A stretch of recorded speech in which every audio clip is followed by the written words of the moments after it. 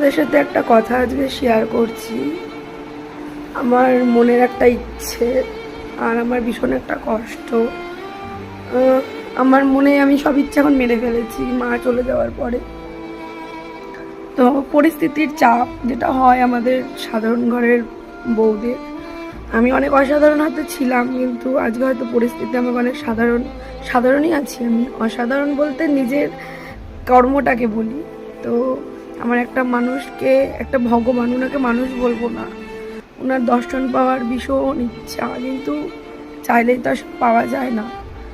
আমার প্রেমানন্দ মহারাজজিকে, গুরুজিকে দেখার ভীষণ ইচ্ছা।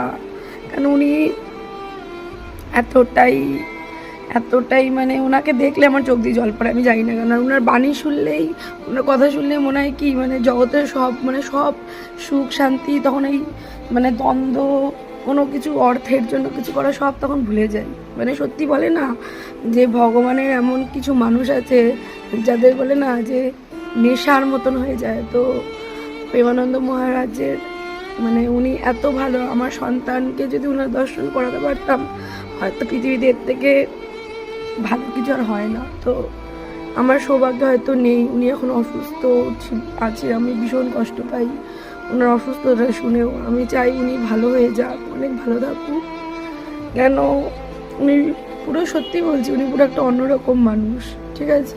আর কি বলবো আমি জানি না কেন, তো আমার খুব ইচ্ছা যে আমি ওনার সাথে দেখা করব, ওনার আশীর্বাদ যদি চোখে দেখতেও পারতাম সামনে থেকে, হয়তো আমার স্বর্গলাভ হতো। যাই হোক, আমি আমার মনের ইচ্ছাটা তোমাদের সাথে শেয়ার করলাম।